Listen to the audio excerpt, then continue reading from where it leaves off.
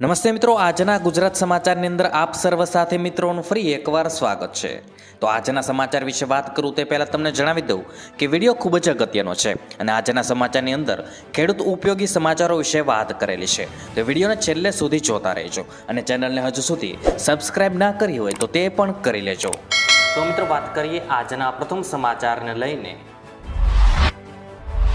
તો આઈસીઆઈસીઆઈ બેંકે એફડી પર વધાર્યું વ્યાજ. મિત્રો, આઈસીઆઈસીઆઈ બેંક એફડી પર વ્યાજ દરમાં વધારો કર્યો છે. એફડી પર બેંક હવે 7.25% અને વરિષ્ઠ નાગરિકોને 7.80% સુધી વ્યાજ આપશે. મિત્રો, બેંકે 3 કરોડથી નાની એફડી પર વ્યાજ દરમાં વધારો કર્યો છે. નવા વ્યાજ દરો કાલથી લાગુ થઈ ગયા છે. તો મિત્રો, એસબીઆઈએ અમૃતો દ્રષ્ટિ નામની નવી ડિપોઝિટ સ્કીમ શરૂ કરી છે. જે પ્રમાણે જો 444 દિવસ માટે એફડી કરવામાં આવે છે તો 7.25% અને વરિષ્ઠ નાગરિકોને વાર્ષિક 7.75%ના દરે વ્યાજ આપવામાં આવશે. ત્યાર પછી મિત્રો, મહત્વના સમાચાર વિશે આગળ વાત કરીએ. તો ગુજરાતના ખેડૂતોની આવક બીજા રાજ્યો કરતાં ઓછી. મિત્રો, ખેડૂતોની આવક બમણી કરવાની વાતો વચ્ચે વાસ્તવિકતા અલગ છે. ખાસ કરીને ગુજરાતના ખેડૂતોની આવક ઘણી ઓછી છે. મેઘાલય, હરિયાણા જેવા રાજ્યો કરતાં ગુજરાતના ખેડૂતોની માસિક આવક ઓછી છે. મિત્રો, કૃષિ મંત્રાલયે લોકસભામાં આ વાતનો સ્વીકાર કર્યો છે અને ગુજરાતના ખેડૂતોને આવકની દ્રષ્ટિએ દેશમાં 11મા ક્રમે છે. અને મિત્રો, અહીં આપેલા ફોટામાં અન્ય રાજ્યોની આવક જોઈ શકાય છે. ગુજરાતના ખેડૂતોની માસિક આવક 12,600 રૂપિયા છે. ત્યારબાદ મિત્રો, મહત્વના સમાચાર વિશે આગળ વાત કરીએ. તો અંબાલાલ પટેલની નવી આગાહી. મિત્રો, અંબાલાલ પટેલે ઓગસ્ટ અને સપ્ટેમ્બરમાં વરસાદ પડશે તેવી આગાહી કરી છે. દક્ષિણ ગુજરાતમાં ભારેથી અતિ ભારે વરસાદ અને દક્ષિણ સૌરાષ્ટ્રમાં ભારે વરસાદ પડી શકે છે. 15મી ઓગસ્ટ પછી વાયુમંડળમાં મોટા ફેરફાર થશે. તેથી બંગાળ ઉપસાગર સક્રિય રહેશે. 23 સપ્ટેમ્બરથી 26 ઓક્ટોબર વચ્ચે ગરમી લાગશે અને નવેમ્બરથી શિયાળા દરમિયાન પશ્ચિમી વિક્ષેપ આવી શકે છે. તેથી મિત્રો, માવઠાનું પ્રમાણ વધી શકે છે. ત્યાર પછી મિત્રો, મહત્વના સમાચાર વિશે આગળ વાત કરીએ. તો ગોંડલ માર્કેટ યાર્ડમાં 11 દિવસ રજા. મિત્રો, ગોંડલ માર્કેટ યાર્ડ અલગ અલગ રજાના દિવસે બંધ રહેવાનું છે. ગોંડલ માર્કેટ યાર્ડમાં કમિશન એજન્ટ એસોસિએશન તરફથી નક્કી કરવામાં આવેલ છે કે આગામી શ્રાવણ માસ દરમિયાન આવતા વાર તહેવાર અને જાહેર રજાઓના કારણે હરાજી અને યાર્ડનું કામ બંધ રહેશે. મિત્રો, યાર્ડમાં આવતા ખેડૂતો, વેપારીઓ, જનરલ કમિશન એજન્ટો, તોલાટ, મજૂર અને વાહન માલિકોએ સહિતના રજાના દિવસ કામકાજ બંધ રાખવામાં આવશે. તેની મિત્રો નોંધ લેવી પડશે. ત્યાર પછી મિત્રો, મહત્વના સમાચાર વિશે આગળ વાત કરીએ. તો વિદ્યાર્થીઓને દર મહિને 3,000ની સહાય. મિત્રો, રોજગાર સંગમ સહાય યોજના અંતર્ગત દરેક વિદ્યાર્થી પુરુષ અને સ્ત્રી બંનેને દર મહિને 3,000 રૂપિયાની સહાય આપવામાં આવે છે. જ્યારે આ યોજનાનો લાભ લેવા માટે તમારી વાર્ષિક આવક 4 લાખ રૂપિયાથી ઓછી હોવી જરૂરી છે. તમારા ઘરમાં કોઈને સરકારી નોકરી ન હોવી જોઈએ અને તમે 12 પાસ હોવા જોઈએ. જ્યારે આ યોજનાનો લાભ લેવા માટે તમારે એક ઓનલાઈન ફોર્મ ભરવાનું રહેશે. જ્યારે ઓનલાઈન ફોર્મ ભરતી વખતે તમારું આધાર કાર્ડ, તમારી 12 પાસની માર્કશીટ, તમારા લિવિંગ સર્ટિફિકેટ અને જાતિના દાખલાની જરૂર પડશે. જ્યારે મિત્રો તમે કરેલ અરજી એપ્રુવલ થઈ જશે ત્યારે તમે જે બેંક એકાઉન્ટ નંબર આપ્યો છે તેમાં દર મહિને 3,000 રૂપિયા આવવાનું શરૂ થઈ જશે. મિત્રો, હાલ આ યોજના ભારતના અમુક રાજ્યમાં શરૂ છે, પરંતુ ટૂંક સમયમાં આ યોજના સમગ્ર ગુજરાતમાં લાગુ કરવામાં આવશે. ત્યાર પછી મિત્રો, મહત્વના સમાચાર વિશે આગળ વાત કરીએ. તો શ્રાવણમાં પડશે ગરમી અને ઠંડી. મિત્રો, રાજ્યમાં મેઘરાજા મન મૂકીને વરસી રહ્યા છે. ત્યારે આજે રાજ્યના ઘણા વિસ્તારોમાં હવામાન વિભાગે કરેલી આગાહી પ્રમાણે ભારે વરસાદ ખાબક્યો છે. તો બીજી બાજુ હવામાન નિષ્ણાત અંબાલાલ પટેલે વરસાદને લઈને સણસણાતી આગાહી કરી છે. તેઓએ જણાવ્યું છે કે નર્મદા અને તાપીના જળસ્તરમાં વધારો થશે અને વધુમાં આગાહી કરી છે કે ગુજરાત અને રાજસ્થાનના કેટલાક ભાગોમાં વરસાદી માહોલ જામશે અને શ્રાવણમાં ગરમી પડી શકે છે. ત્યારબાદ ઠંડી પડશે. ત્યાર પછી મિત્રો, મહત્વના સમાચાર વિશે આગળ વાત કરીએ. પાક વીમા યોજના. મિત્રો, કેન્દ્રીય કૃષિ અને ખેડૂત કલ્યાણ અને ગ્રામીણ વિકાસ મંત્રી શ્રી શિવરાજસિંહ ચૌહાણે આજે લોકસભામાં પાક વીમા યોજનાને લગતા પ્રશ્નોના જવાબમાં જણાવ્યું હતું કે અગાઉની પાક વીમા યોજનાઓમાં ઘણી મુશ્કેલીઓ હતી. અગાઉની સરકારોમાં ઘણી પાક વીમા યોજનાઓ હતી. અપૂરતા દાવા હતા, વીમાની રકમ ઓછી હતી અને દાવાઓની પટાવટમાં વિલંબ થતો હતો.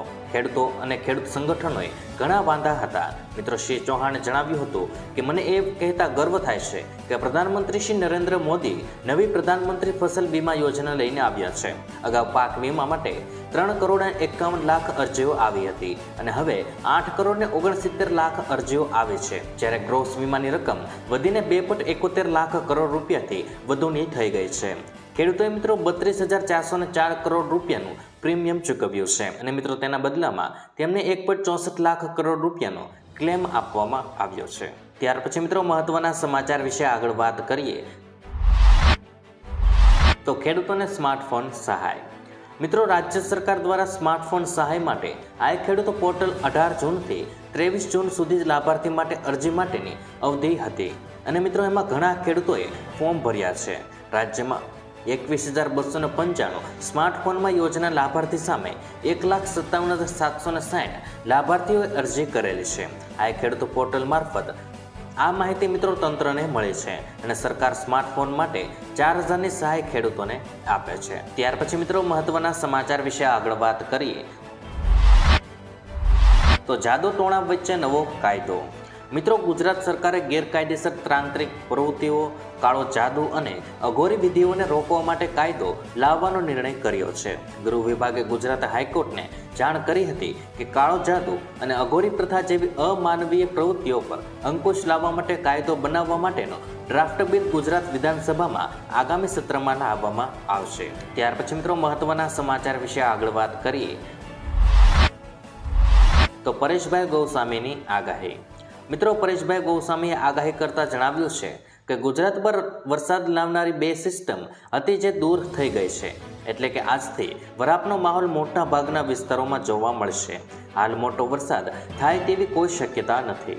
મિત્રો, 10 તારીખ સુધીમાં ખેડૂતો ખેતીમાં વરસાદને કારણે જે બાકી કામ હતા, જેમ કે નીંદણ કાઢવું, દવાનો છંટકાવ કરવો કે અન્ય કોઈ પણ કામ હોય તે પતાવી લેજો, કારણ કે 11મી તારીખથી ફરી એક સિસ્ટમ સક્રિય થાય તેવી શક્યતાઓ દેખાઈ રહી છે.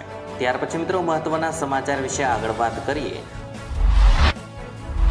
તો પશુપાલકો માટે ખુશખબર. મિત્રો, રાજ્ય સરકાર ખેડૂતો માટે રાહતના સમાચાર લઈને આવી છે. આ યોજના હેઠળ રાજ્યના દરેક ખેડૂતોને દર મહિને તેમની ગાય માટે 900 રૂપિયા નાણાકીય સહાય પૂરી પાડવામાં આવશે, એટલે કે વાર્ષિક 10,800 રૂપિયા ચૂકવવામાં આવવાના છે. આ યોજના હેઠળ દરેક ખેડૂતોને વધુમાં વધુ 4 ગાય માટે સહાય પૂરી પાડવામાં આવશે. ગુજરાત પશુપાલન વિભાગની સત્તાવાર વેબસાઇટની મુલાકાત કરો અને ઓનલાઈન અરજી કરી નાખો. યોજના માટે અરજી કરવાની અંતિમ તારીખ સામે આવી નથી, એટલે કે તમે હજુ સુધી અરજી કરી નથી તો તમે અરજી પણ કરી શકો છો. ત્યાર પછી મિત્રો મહત્વના સમાચાર વિશે આગળ વાત કરીએ તો કેન્સરની દવા વિના મૂલ્યની સારવાર. મિત્રો, હિમાચલ પ્રદેશમાં કેન્સરના દર્દીઓ માટે સારા સમાચાર આવ્યા છે. સરકારે તમામ દર્દીઓને મફત સારવાર આપવાની જાહેરાત કરી છે. સીએમ સુખવિન્દર સુખોએ આ નાની જાહેરાત કરી હતી. મુખ્યમંત્રીએ જણાવ્યું હતું કે રાજ્યમાં કેન્સર પીડિત દર્દીઓને મફત દવાઓ આપવામાં આવશે અને તેમની સારવાર પણ સંપૂર્ણપણે મફતમાં કરવામાં આવશે.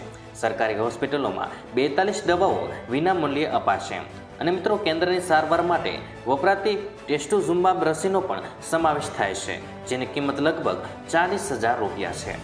ત્યાર પછી મિત્રો મહત્વના સમાચાર વિશે આગળ વાત કરીએ તો મફત સિલાઈ મશીન. મિત્રો, ફરી વખત મહિલાઓ માટે ફ્રી સિલાઈ મશીન યોજના 2024 બહાર પાડવામાં આવી છે. મહિલાઓ ઘર બેઠા જ સ્વરોજગારી કરી આત્મનિર્ભર બને તે માટે સરકાર દ્વારા વિવિધ યોજનાઓ ચલાવવામાં આવે છે. રાજ્યની આર્થિક રીતે નબળી મહિલાઓને સરકાર દ્વારા વિનામૂલ્યે ફ્રી સિલાઈ મશીન આપવામાં આવે છે.